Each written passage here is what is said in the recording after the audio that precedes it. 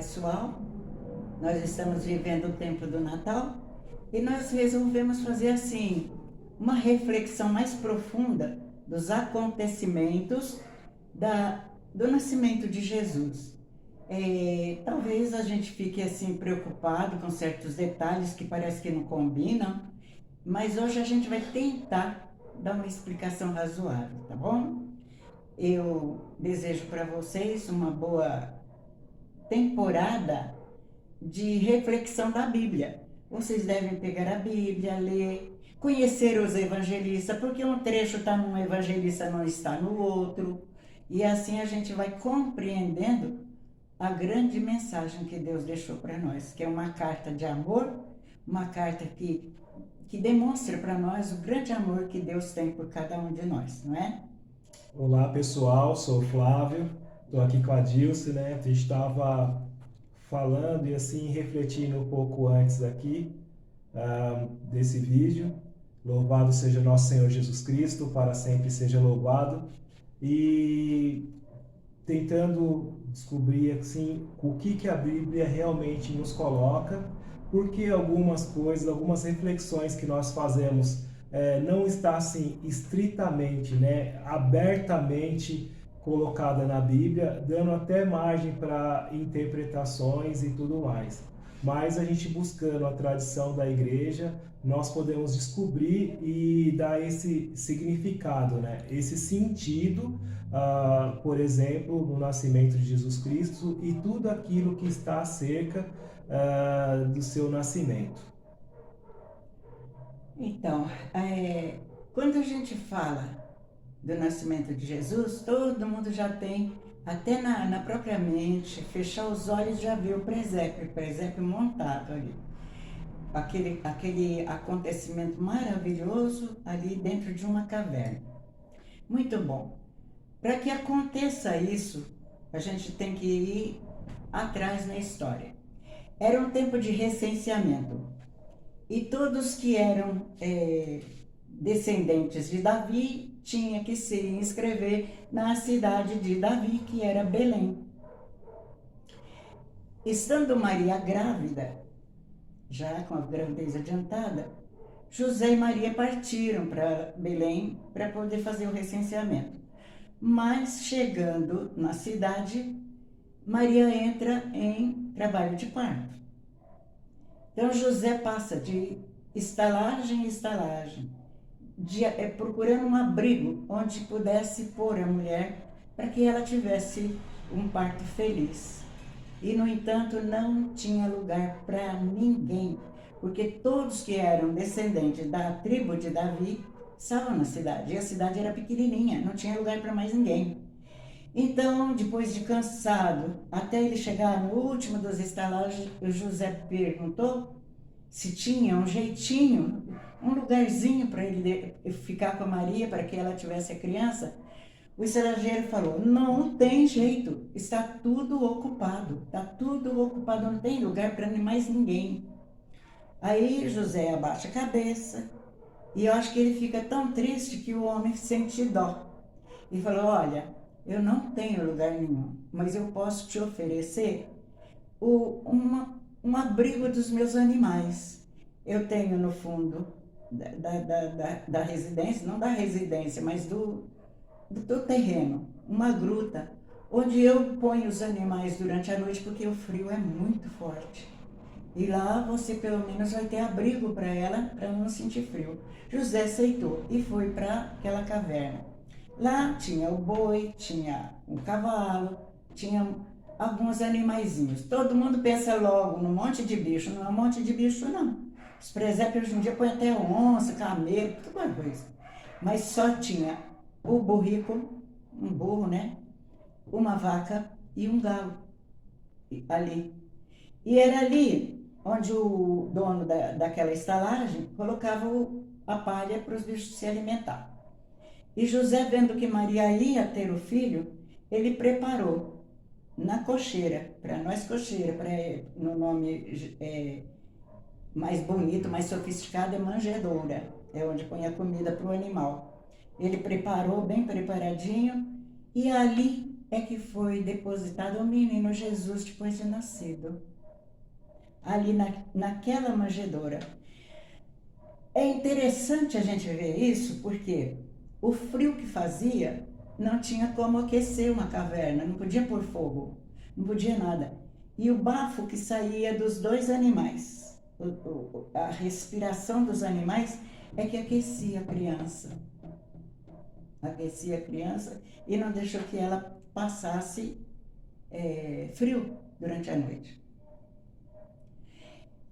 Ao mesmo tempo, os pastores pastoreavam os carneirinhos longe dali. Do céu, então, desce um anjo e fala para os pastores, né? Glória a Deus nas alturas e paz na terra ao homem de boa vontade. Hoje nasceu para vocês o grande rei. E eles já quiseram saber onde que estava esse rei. Aí os anjos, então, desceu um coro de anjos e cantaram glória a Deus e tal. E eles falaram, siga a estrela e vocês vão encontrar dentro de uma caverna uma manjedoura e uma criança. Aquela criança é o seu Messias. E os pastores foram e adoraram o menino ali. Até aí é o que a história do nascimento conta. Onde estão os magos? Eles não estão ali, mas eles fizeram parte da história. Eles estavam cada um na sua terra. E eles viram, através das visões que eles tinham, que tinha nascido um grande rei e que eles deveriam ir adorá-lo. Então eles saíram à procura desse rei. Então eles pensaram, onde nasce um rei? Num palácio. Chegaram em Herodes e falaram para ele, soubemos que nasceu um rei tal, e nós viemos aqui para adorar. O coração de Herodes já ficou todo alvoroçado. Pronto, nasceu o rei, vão querer me depor do meu posto e eu quero saber quem é esse rei. Chamou os magos do palácio e perguntaram para eles se era verdade, coisa e tal. E dispensaram os três reis magos. Vocês vão e encontrem essa criança. E quando vocês encontrarem, vem me avisar, porque eu quero ir lá também adorá-lo. Então, os magos partiram e eles eram guiados por a estrela guia.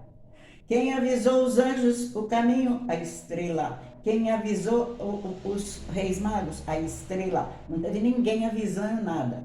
Então, os reis partem à procura do menino. Mas eles encontram no caminho um anjo que fala para eles, olha, vocês vão continuar a procura, mas não voltem e não falem nada para Herodes, porque ele quer matar a criança. Então eles continuaram a procurar a criança, mas sem voltar no palácio, sem falar nada. E eles continuaram seguindo a estrela guia. Essa história do nascimento de Jesus, por falta de lugar para ele nascer, coisa e tal, está em Lucas. Como que Lucas ficou sabendo dessa história, sendo que Lucas nem conheceu Jesus, homem? Ele foi um adepto de São Pedro, ele se misturou com os apóstolos, ele conheceu Jesus de terem falado para ele. Mas acontece que lá no meio dos apóstolos tinha alguém que conhecia muito bem, Maria, a mãe de Jesus.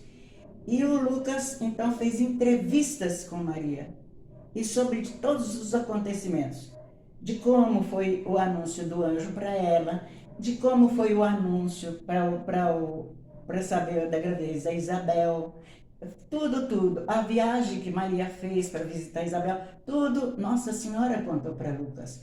E Lucas escreveu o Evangelho. E se vocês pegarem a Bíblia e ler o comecinho do Evangelho, vocês vão ver que Lucas ele dedica os 2 livros que ele escreveu, tanto o Evangelho como o Atos dos Apóstolos, a um amigo dele muito querido, que pode ser qualquer um de nós, porque ele chama esse amigo Teófilo. E Teófilo quer dizer filho de Deus. Então ele começa a narração sempre anunciando para Teófilo os acontecimentos. Então, aí nós vamos ver o que aconteceu então com os magos. Agora nós vamos para o Evangelho de Mateus, onde tem a outra parte que fala dos magos, fala do anjo aparecer para José. José não queria aceitar mais Maria como esposa, porque sendo ela estando grávida, não era filho dele, então ela era adúltera. E ele então não queria. Mas em sonho, o mesmo anjo que falou com Maria, o anjo Gabriel, falou com o José. Falou para que ele não tivesse medo de aceitar e contou para ele, falou assim que ele está esperando, é filho de Deus, coisa e tal, lá. E falou para ele, você vai chamar ele de Jesus. Então, o José aceitou Maria como esposa. Então, isso daí, a Maria fica com José, a esposa, e José adota Jesus. E até a adoção também, ela está escrita em outros livros, não na Bíblia. Porque a adoção naquele tempo era assim. Não tinha tribunal, não tinha que fazer inscrição nem nada, não. Uma criança, os pais não queriam, ou morreram, quem ia adotar ia na praça, o sacerdote ia também, e ele pegava aquela criança, punha no colo e declarava, de hoje em diante, este é meu filho. E o sacerdote abençoava. Essa é a adoção que José fez para Jesus. José é o pai terreno de Jesus, não é o pai legítimo e nem divino, é o pai da terra, mas que aceitou Jesus como filho. Então mostra assim, os 3 magos continuaram sua peregrinação seguindo com a estrela guia. Eles já estavam fora de Belém, eles já chegaram em outra cidade, Nazaré. Então lá eles viram a luz parar em cima de uma casa. Então eles tinham certeza que naquela casa estava o menino Jesus. Então eles chegam, certamente bateram na porta. E Maria abre a porta e quem é que eles vê? Maria com o menino no colo. Então eles reverenciam o menino, entram e se ajoelham.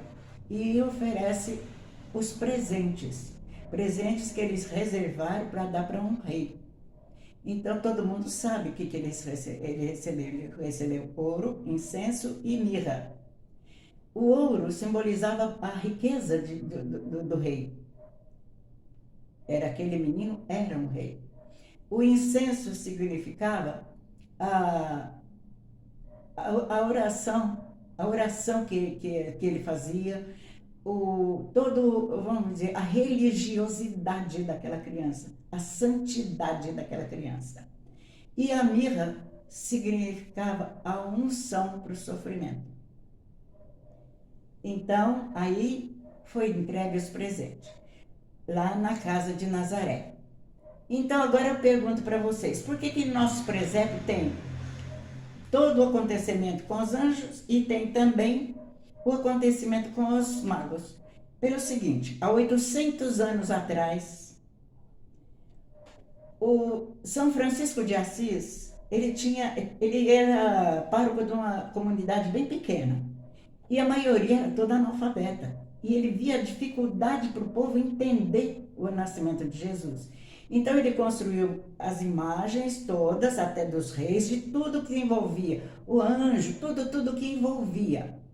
E ele montou, dentro daquela caverna, todo o cenário, todos os que iam participar do nascimento de Jesus. Então, e ele, depois, no dia do Natal, na homilia, ele ia contando a história de cada personagem para o povo, para que o povo compreendesse. Virou tradição. Hoje em dia, nós temos de tudo no nosso presépio. E ninguém explica que os magos, eles fazem parte do nascimento de Jesus, muitíssimo importante, mas não estão, na verdade, ali. Eles estavam numa casa. Maria já estava numa casa, o menino já estava adulto não, 2 anos. Vai por aqui? A gente, se ficar alguma dúvida, alguma coisa, a gente precisa criar uma forma de vocês mandarem mensagem para a gente, para que a gente tire as dúvidas de vocês. Porque muitas vezes a gente fala porque dá aquilo que a gente conhece, mas esquece metade. Então, se Deus quiser, esse programinha vai ficar mais inteligente e vai responder para vocês as perguntas que de fato surgem no coração de vocês. Da minha parte, eu agradeço a atenção, desejo um Feliz Natal e que o presépio, seja ele com os magos ou sem magos, vocês vão compreender a história completa do nascimento de Jesus, certo? E saber que esse Jesus é Filho de Deus, é o nosso Salvador, é alguém que justamente sofreu, foi ungido para sofrer em nosso lugar. Eu digo para vocês assim, que tenham um bom Natal, que seja um ambiente familiar, de troca de amores verdadeiros, compreensão, sem briga, sem exagero. É Natal de Jesus, a festa é de Jesus. Louvado seja nosso Senhor Jesus Cristo, Para sempre seja louvado. Tchau. Tchau.